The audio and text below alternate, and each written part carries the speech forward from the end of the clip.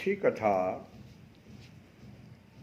और नरक के ज्ञान के बाद जो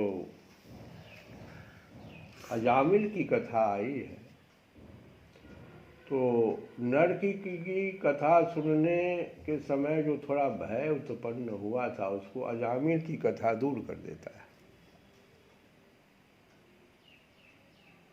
क्योंकि यमदूतों ने तो भड़काया कि नहीं, बड़ा भारी पापी है, तो ब्राह्मण का पुत्र होने के बाद इसने इस तरह की क्रिया की, तो न्याय संहिता के अनुसार तो इसको ज्यादा दंड की जरूरत है।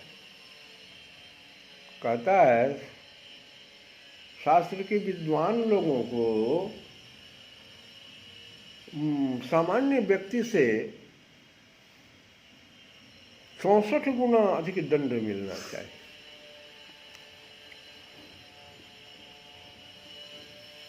तो सोचो, क्या हमारा शास्त्र जो है ना, क्या है, क्यों कहता है ऐसा, या विचार करो इस पर, तो समझ में आएगा कि साधारण व्यक्ति जो होता है, जिसको हम लोग ठेठ भाषा में अगर मूर्ख भी कहें, वो समाज को उतना विकृत करने की उसके पास कैपेसिटी नहीं है। बहुत करेगा तो अपना परिवार को या अपना जो संबंधी उम्बंधी है वहीं तक उसका जो है दौड़ है। लेकिन ये विद्वान लोगों का दौड़ तो बहुत गहराई में है। अभी तो, और ये जो मोबाइल का समय है, अभी तो बहुत मुश्किल कर सकते हैं ये लोग। एक व्यक्ति कैसे कर सकते हैं, इसको जरा ठीक से हम लोग समझें, फिर अजामिल की कथा में आ जाएंगे कि विचार कैसे जीवन को, जीवन की दिशा तथा दशा, ये विचार है ना, ये मन कहे ना, हम कई बार बताए कि ये शरीर जो है, इसका बनावट पर विचार करो। सांख्य शास्त्र पर जरा सा हम लोग ध्यान दें तो समझेंगे कि हम कहना क्या चाह रहे हैं। ये स्थूल शरीर कुछ नहीं कर पाता है। ये स्थूल शरीर उतना ही तो नुकसान करेगा जितना इसकी कैपेसिटी है। सूक्ष्म शरीर उससे ज़्यादा, इसलिए दंडित सूक्ष्म शरीर हो जाता है, और उस सूक्ष्म शरीर में ही विचार उत्पन्न होते हैं। मन बुद्धि चित्त अहंकार इसी का भाग है, विचार वहीं से उत्पन्न होता है। ये स्थूल शरीर का पार्ट नहीं है। स्थूल शरीर तो कार्यान्वित करने के लिए तैयार हो जाता है उस विचार को। इस संसार का अगर हम 2000 से 3000 वर्ष पुराना इतिहास सिर्फ देखने की कोशिश करें, और अगर उसको समझने की कोशिश करें, और पिछले 70 साल या 77 या 73 साल पिछला हमारा संविधान जो बना है, दोनों को जरा सा हम लोग विचार करें, इन्हीं दोनों पर विचार करें, तो हमें समझ में आएगा ये विचार क्या करता है।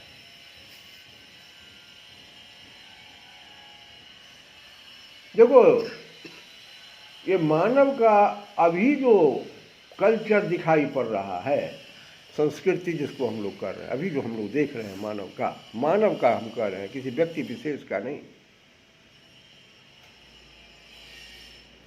वह विचारों से बना है। कैसे बनता है? कोई विचार जो क्रांतिकारी अपने समय का था। एक उदाहरण हम शंकराचार्य का अगर दे दें, 1000 साल पहले हमारे शंकराचार्य थे, उनसे पहले बौद्ध धर्म का बहुत जोर से प्रचार प्रसार था। शंकराचार्य आए हमारे, और पूरे संसार, पूरे भारत के प्रत्येक कोने कोने को जीत लिया उन्होंने अपने विचार से। धर्म की स्थापना करनी थी, 4 शंकराचार्य पीठ बना दिया उन्होंने उसकी रक्षा करने के लिए, क्योंकि एक बार जीतने के बाद फिर उसको कोई अधर्मी नाश कर सकता था। तो विचार, कोई विचार जो क्रांतिकारी अपने समय का था, उस पर पुनः विचार किया जाए, ये संभावना है।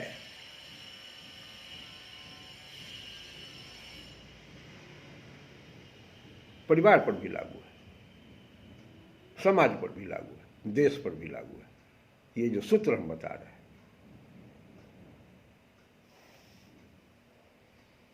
फिर उससे आप एक नया क्रांतिकारी विचार बना लीजिए। इसमें आपको क्यों रोक रहा है? लेकिन नहीं, वो हम नहीं करेंगे। वो जो क्रांतिकारी विचार आप निकाल के लाएंगे वो आपका उत्पाद हो जाएगा। वही तो फिर उत्पाद मतलब इस समाज का उत्पाद, समाज के लिए। उदाहरण से हम समझा देंगे। अभी उत्पाद निकल कर आएगा। जैसे अभी देखो 100 साल पहले के इतिहास पर ही हम जाए तो हम 2000-3000 साल पहले के इतिहास में चले गए तो नहीं समझ में आ रहा। 100 साल के भीतर का इतिहास सिर्फ 70 साल से अधिक हुआ हमारा संविधान। 350 लोग हमारे जो विद्वान थे उसके आसपास, कंप्लीट 350 नहीं, कुछ आसपास 350, 25 या 400 ये विद्वान, प्रखर विद्वान लोग आपस में एक जगह बैठे और भारत के संविधान की रचना कर दी। मुहर लग गया। लेकिन क्या उस पर बहस नहीं हुई? इन 70 सालों में बहस नहीं हुई? क्या उसमें संशोधन नहीं हुए? 100 से अधिक संशोधन हो चुके हैं कि संविधान को जला दिया गया, क्योंकि उसमें तो ये बात गलत लिखा हुआ है। आज देश तो हमारा उसी के बल पर आज इतना आगे बढ़ गया है। आज हमारा देश जो है, आज दुनिया के सारे देश इसके लोहा मान लिए हैं। G20 का शिखर सम्मेलन यहाँ हुआ, अध्यक्षता भारत ने किया। उसमें अमेरिका, रूस, चीन सब उसके ये है, मेंबर है, सदस्य है। उसका सदस्यता भारत कर रहा था। अभी हेड चेयरमैन कुर्सी पर बैठा हुआ हमारा प्रधानमंत्री।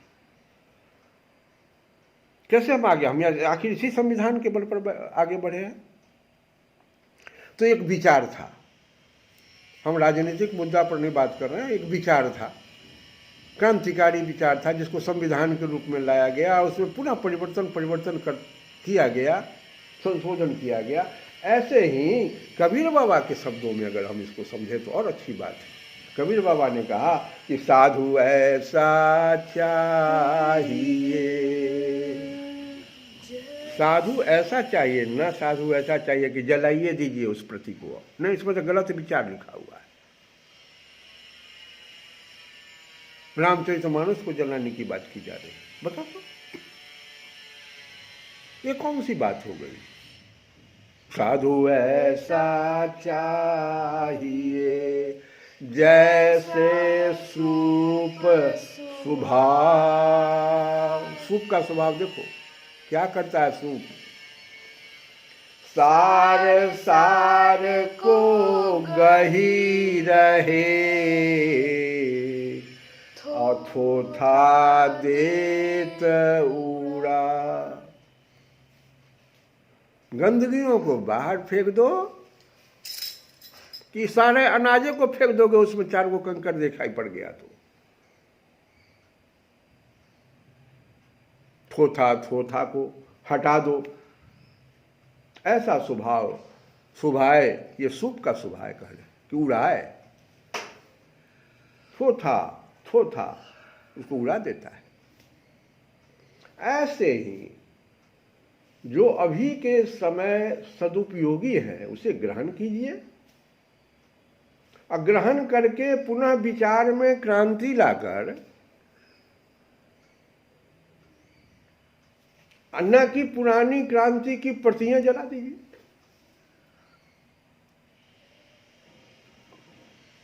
और नया क्रांतिकारी उत्पाद निकाल दीजिए। आपको क्या लगा, कोई दिक्कत है आपको क्या? अब दूसरा उदाहरण, बहुत सुंदर उदाहरण, रामकृष्ण परमहंस। अभी की बात है ना, उनके विचारों से एक विवेकानंद पैदा हो गए और उन्होंने पूरे विश्व को अपने विचारों से परिवर्तन के मोड़ पर ला दिया। दूसरा उदाहरण बहुत अच्छा, आर्य समाज के संस्थापक स्वामी दयानंद विचार में क्रांति लाए। अब पूरा क्रांति, समाज में क्रांति आ गया। आज तक पतंजलि के जो हमारे प्रमुख हैं वो भी दयानंद सरस्वती के गीत गाते हैं प्रत्येक दिन।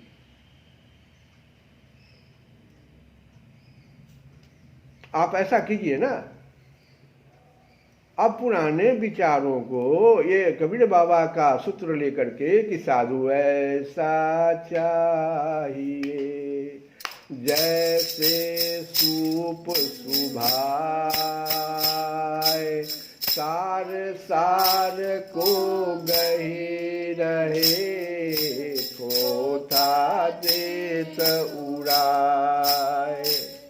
कीजिए ना, बहुत विद्वान है, इसीलिए विद्वान को ज्यादा दंडित करने की जरूरत है। ये थोथा नहीं उड़ावेंगे, पूर्णे को उड़ा देंगे।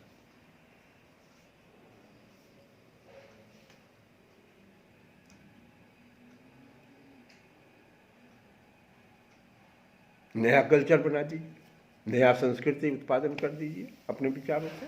कोई रोक रहा है आपको?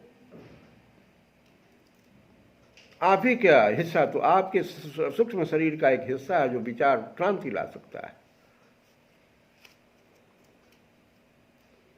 और इतना ही नहीं, हमारे रामचरितमानस का जो वो सूत्र है कि मोह मूल बहुसूल, बस इतना ही तक हम लोग गाएं तो अच्छा रहेगा। सारे संसार के दुखों का जड़ मोह है, और उसको नष्ट करने के लिए इतने विचारक लोग आए आज तक संसार में। तुलसी बाबा, कबीरदास, ये विवेकानंद, दयानंद, किनका नाम नहीं, अभी जो वर्तमान में भी जितने भी हमारे, ये तो यही न कह रहे हैं कि मोह को दूर कर लो ना, कोई ऐसा विचार लाओ ना, कोई ऐसा नया उत्पाद लाओ ना जो ये जो मोह मूल जो है,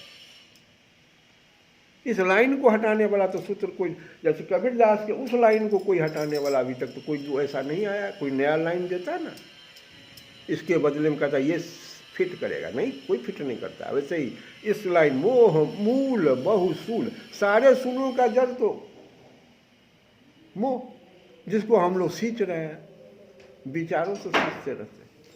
ये क्या करते हैं हम लोग, विचारों से क्यों इसको सींचते रहते हैं?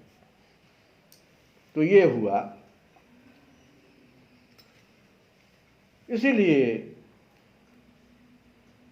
ये विद्वान लोगों को ज्यादा जो है दंडित करने की जरूरत है। ये होली का पर्व आ रहा है, राम का रावण पर विजय। क्या रावण के समय में छोटे छोटे समाज में विचार को दूषित करने वाले लोग नहीं थे? फिर राम जी उसी सबको मारते। रावण को ही क्यों चुना गया?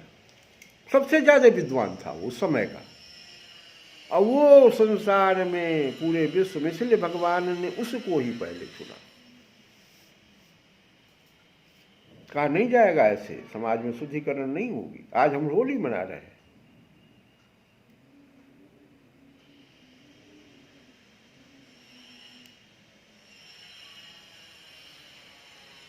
तो अगर इस सूत्र को हम समझ लें तो अजामिल के भी सूत्र को समझेंगे कि नाम का प्रभाव क्या है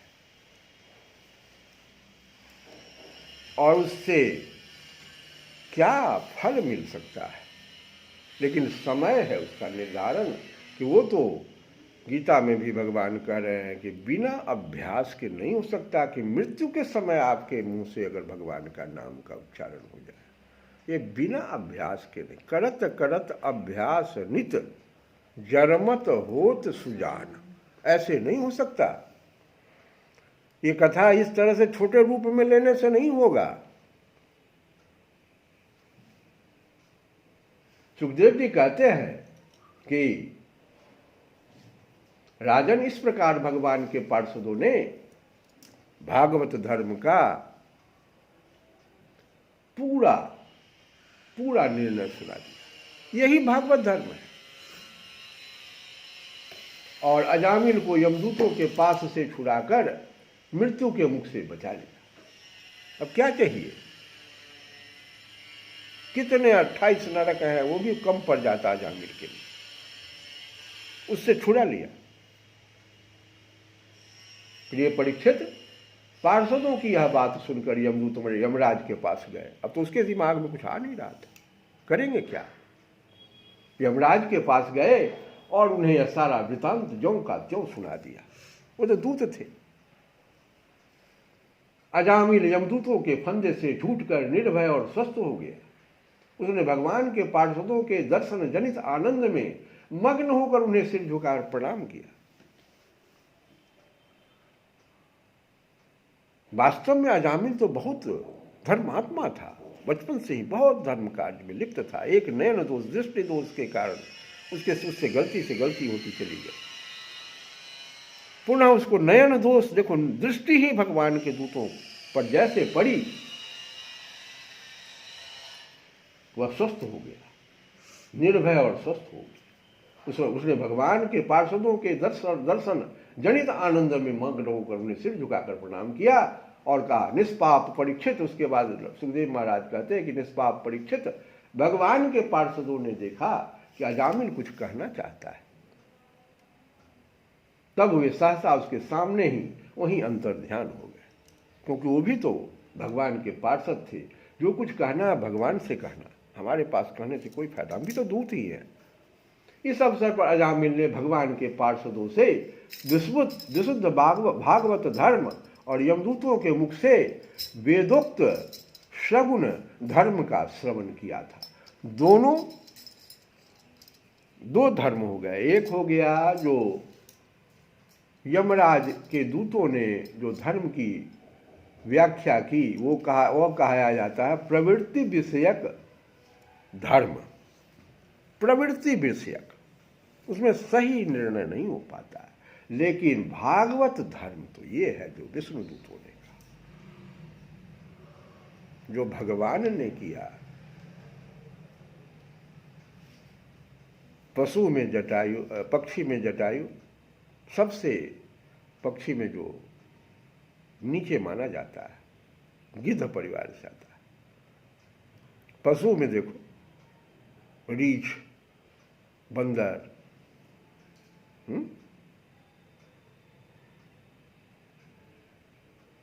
किसको नहीं भगवान ने था दिया।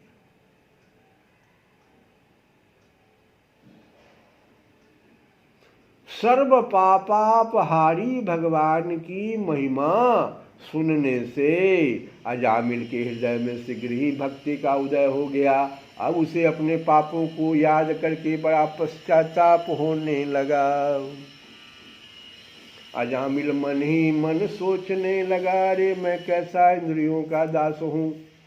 मैंने एक दासी के गर्भ से पुत्र उत्पन्न करके अपना ब्राह्मणत्व नष्ट कर दिया। यह बड़े दुख की बात है। धिक्कार है, मुझे बार बार धिक्कार है। मैं संतों के द्वारा निंदित हूँ, पापात्मा हूँ। मैंने अपने कुल में कलंक का टीका लगा दिया। हाय हाय, मैंने अपनी सती एवं अबोध पत्नी का परित्याग कर दिया और शराब पीने वाली उल्टा का संसर्ग किया।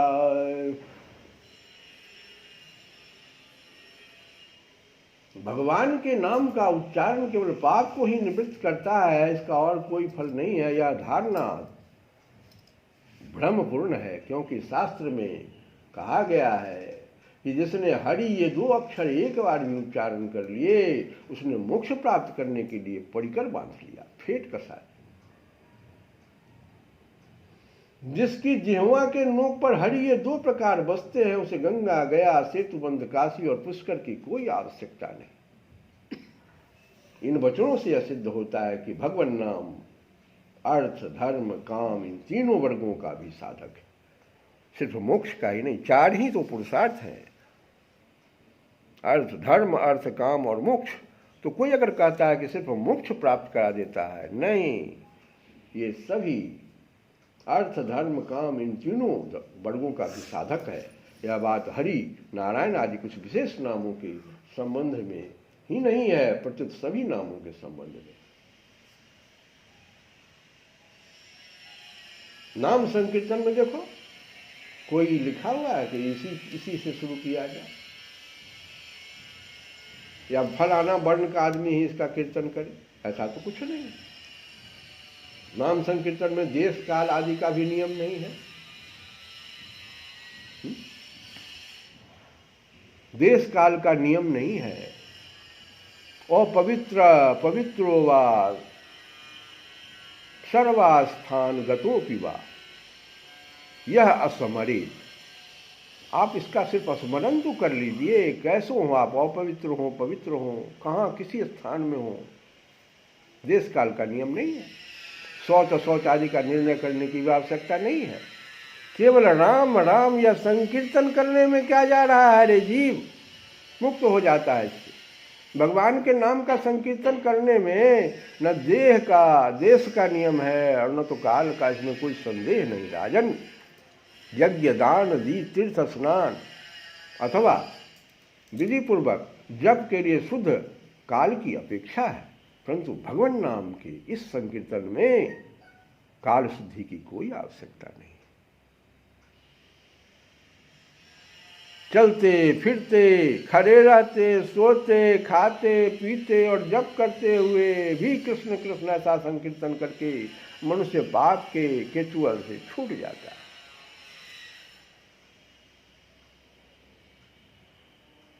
जिसकी जिह्वा पर कृष्ण कृष्ण कृष्ण या मंगलमय नाम नृत्य करता रहता है, उसकी कोटि कोटि महापाप महापातक राशि तत्काल भस्म हो जाती है।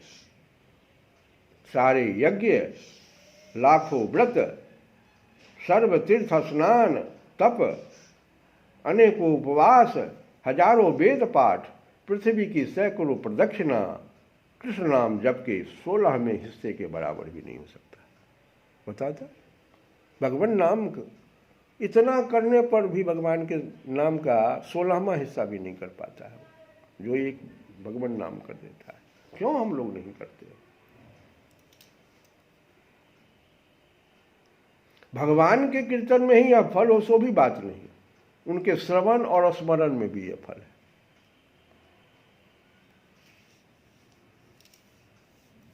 भगवान कहते हैं शिव गीता और पद्म पुराण में देखो कि भगवान कहते हैं कि आश्चर्य भय शोक क्षत चोट लगने के आदि के अवसर पर भी जो मेरा नाम केवल उठता है, बोल उठता है या किसी कारण से भी स्मरण कर लेता है, वह परम गति को प्राप्त होता है। मृत्यु या जीवन चाहे जब कभी भगवान का नाम स्मरण करने वाले मनुष्यों की पाप राशि तत्काल नष्ट हो जाती है। उन चिदात्मा प्रभु को नमस्कार है।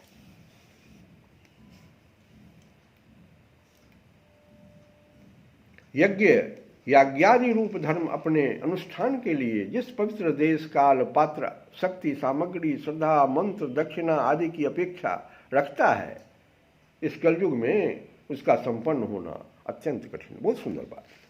हम लोग कोई भी यज्ञ करने के लिए तैयार हो जाते हैं, लेकिन उस यज्ञ के करने के जो विधान बताए गए हैं, जो वो अपेक्षा रखता है, ये तो कर है।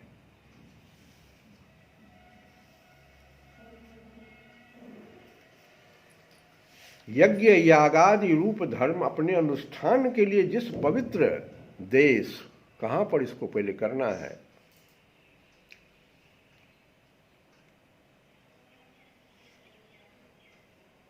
काल पात्र शक्ति सामग्री श्रद्धा मंत्र दक्षिणा आदि की अपेक्षा रखता है। समझ रहे हो? तुम्हारे लिए बहुत इस कलयुग में उसका संपन्न होना अत्यंत कठिन है। इसीलिए भगवान नाम संकीर्तन के द्वारा उसका फल अनायास ही प्राप्त हो जाता है। भगवान शंकर पार्वती से भी कहते हैं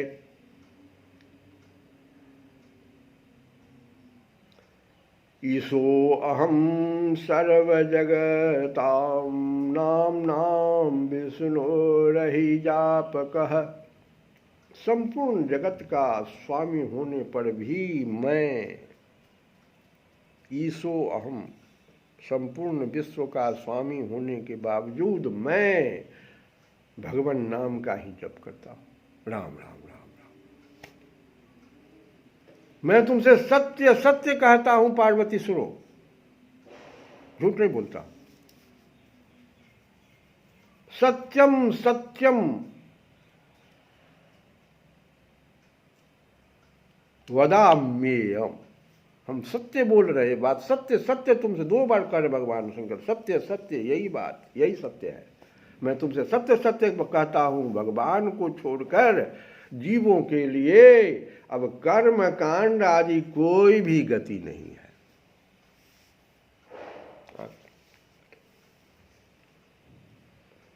तो ये बातें जो है अजामिल की कथा से हम लोगों को समझना चाहिए। बिना भजन के तो एक लाइन भी तो जरूर हम भजन गाते हैं कि हरि तुम बहुत अनुग्रह किन्हो, हरि तुम बहुत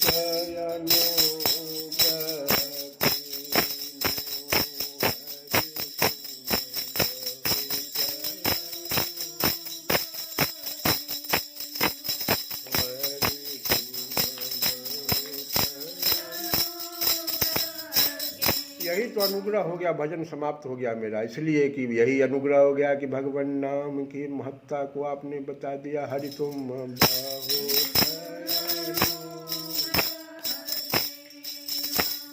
साधन विबुध दुर्लभ तनु मोहि कृपा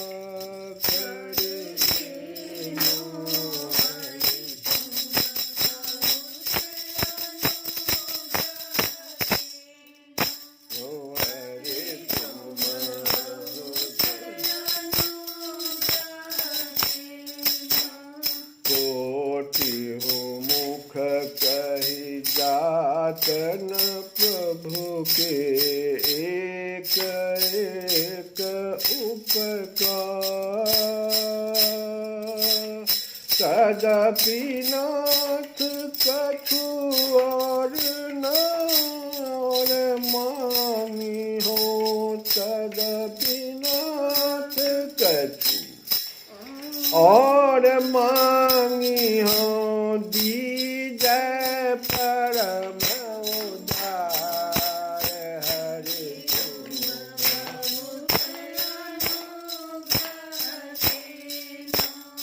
हरि तुम बहुत किनो जाऊं कहाँ चली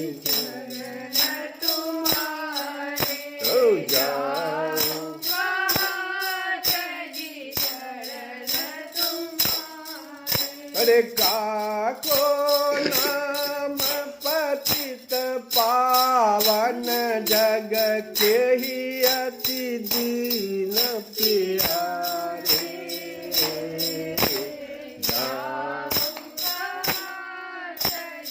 चरण तुम्हारे श्री राम जय राम जय जय, श्री राम जय राम जय, ओ श्री राम जय राम जय जय राम, श्री राम जय राम जय, श्री राम जय राम जय जय राम, श्री राम जय राम श्री राम जय राम जय जय राम, श्री राम जय राम जय जय राम। श्री कृष्ण गोविंद हरे मुरारे, हे नाथ नारायण।